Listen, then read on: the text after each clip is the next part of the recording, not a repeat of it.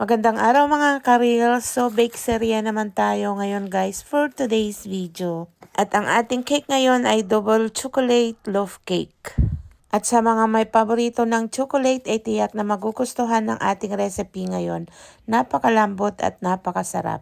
Para sa wet ingredients, kailangan natin ng isang large na egg, 1/2 cup of full cream milk, vanilla, 1/4 cup of melted butter.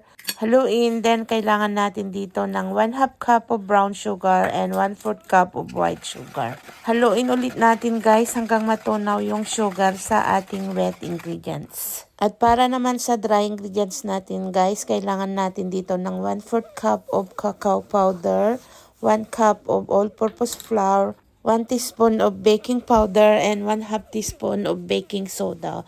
Then, salahin na natin guys para maiwasan ang mga buo-buong dry ingredients at hindi tayo mahihirapan para sa ating pagmimix ng ating cake batter. Then, naglagay rin ako dyan guys ng 1/2 teaspoon of salt, tapos haluin na natin. At kapag nahalo na natin yung cake batter natin guys, maglagay tayo dito ng 1/2 cup of chocolate chips. Then, i-fold na natin dito ng dahan-dahan at ihanda na rin dito yung ating baking pan. So guys, gumamit tayo dito ng loaf pan. At maglagay tayo dito ng wax paper para iwas dikit. Then, i-transfer na natin yung ating cake batter dito at i-bake natin sa ating preheated oven ng around 30 to 40 minutes guys. Pero para mas sigurado, i-toothpick test na lang natin. At kung malinis na yung ating toothpick, ibig sabihin ay luto na ang ating cake. So this is it guys. Luto na ang ating napakasarap na double chocolate loaf cake.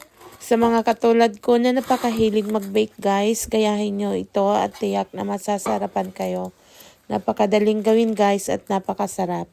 Perfect para sa ating ice cream. Napakalambot guys. Yung asawa ko kasi guys, napakahilig niyang maglagay ng cake sa ice cream. Kung hindi naman ako nakapag-bake guys, wala kaming cake. Bumibili talaga yung asawa ko ng mga cake. Tapos nilalagay niya sa ice cream. So heto na guys, napakalambot ang ating cake at napakasarap pa. Hindi matamis, katamtaman lang.